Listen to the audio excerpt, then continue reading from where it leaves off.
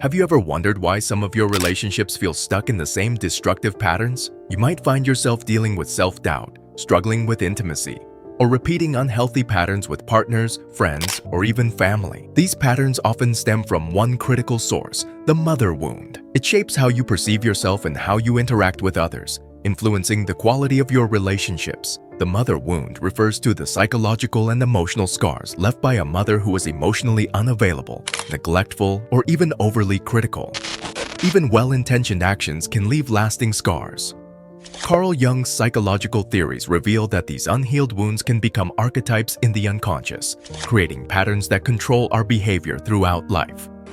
These unconscious forces often dictate the choices we make, without us even realizing the deep-rooted influences at play.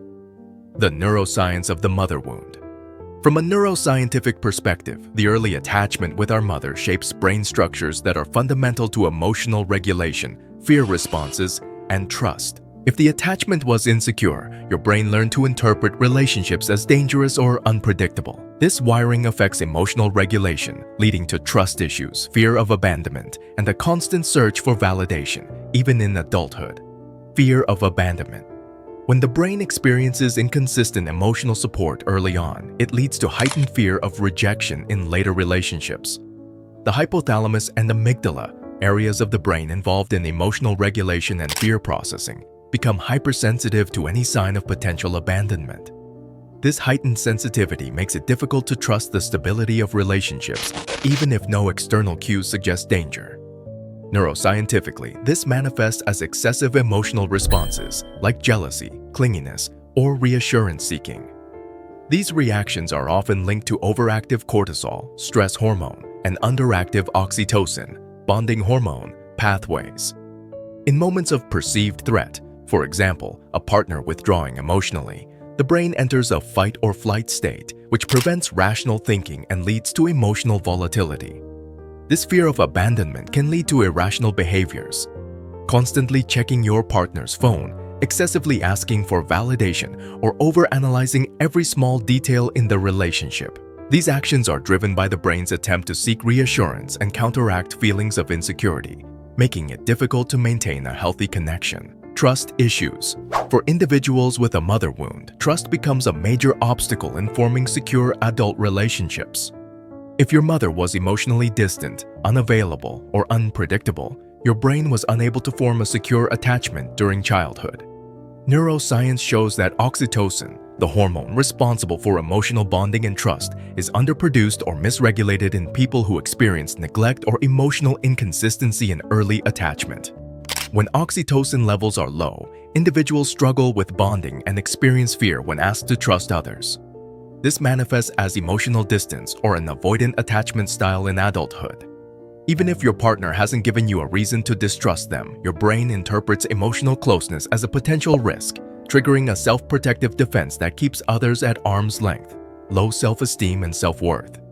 If your mother was overly critical, neglectful, or emotionally unavailable, you may have developed negative self-beliefs. Neuroscientifically, these negative self-images are often associated with overactivity in the default mode network, DMN, of the brain. The DMN, responsible for self-referential thinking, can become hyperactive in individuals with low self-esteem, leading to a constant internal narrative of self-criticism and self-doubt.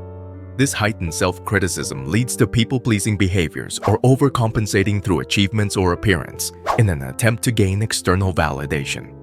Individuals with the mother wound often feel unworthy of love, and this belief is neurologically wired into their emotional regulation systems. It's as if the brain, particularly the prefrontal cortex, has learned to prioritize the fear of rejection over self-acceptance, reinforcing the behavior of seeking approval at the cost of self-authenticity.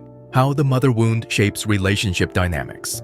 Jung's theory of the shadow self explains how unresolved childhood wounds don't disappear. They live on in your unconscious mind, guiding your decisions and interactions. The mother wound becomes an internalized archetype, a distorted image of the mother that can sabotage relationships in adulthood. Fear of vulnerability. Vulnerability is essential for emotional intimacy. If your mother was emotionally unavailable or critical, it became dangerous to be vulnerable. The brain learned to suppress emotional expression as a survival mechanism. Vulnerability feels like an emotional risk, preventing true intimacy from forming. This wiring becomes so ingrained that emotional walls are built in relationships, leaving partners feeling isolated and distant. Repeating toxic patterns. Carl Jung explains that unresolved emotional wounds become shadow projections. These projections can lead you to unconsciously recreate toxic dynamics in relationships. If your mother was emotionally distant or critical, you may be drawn to partners who exhibit similar patterns, perpetuating a cycle of unfulfilled emotional needs. Cognitive dissonance and self-sabotage. Cognitive dissonance, the tension between actions and beliefs, manifests when you engage in relationships that contradict your values. If your mother was emotionally inconsistent, you may subconsciously justify dysfunctional relationships by reassuring yourself that this is just how relationships work. Dark psychology and the mother wound. The mother wound often leads to dark psychological behavior. Carl Jung refers to this as the unconscious projection of unresolved wounds. When you are unaware of your emotional triggers, you begin projecting your internal pain onto others. Dark psychology emerges when emotional manipulation and self-sabotage take over, especially when the mother wound is not acknowledged. You might seek partners who recreate the emotional chaos of your childhood, using unhealthy behaviors to fill the void left by your mother's inability to nurture. The cycle repeats until you recognize the unconscious loyalty to these patterns and break free. Internalized judgment. Many individuals with the mother wound internalize self-criticism learned from early maternal relationships. This negative self-talk becomes an unconscious, self-fulfilling prophecy, reinforcing a critical inner voice that sabotages success and emotional peace. Healing the mother wound and rebuilding relationships. Healing requires you to acknowledge the wound and take responsibility for your emotional well-being. As Carl Jung said, healing happens when you confront the shadow, the unconscious behaviors and beliefs formed in childhood. Self-compassion. Healing the mother wound begins with self-compassion. Rather than seeking validation from others, you need to reparent yourself, giving yourself the nurturing and affection your mother didn't provide. This rewires the brain's emotional response, creating healthier patterns of self-care. Set boundaries and break free from idealization. Jung's shadow work requires you to dismantle these projections and recognize your mother as a flawed human being, not an idealized figure. In doing so, you break free from the unconscious loyalties that have trapped you in the same dysfunctional patterns. Therapy and self-reflection.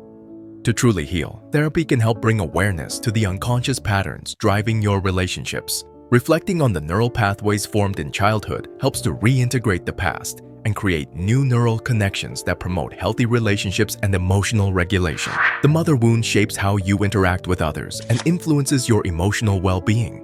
By acknowledging these patterns and healing the emotional wounds, you can rebuild healthier relationships and a more empowered sense of self-worth. If you've recognized how the mother wound has shaped your relationships, I encourage you to share your thoughts and experiences in the comments below.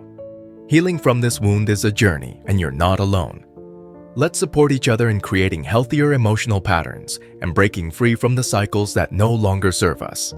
Please like this video and subscribe for more insights into emotional healing, attachment theory, and psychological growth. Click here to continue your journey toward healing and self-awareness.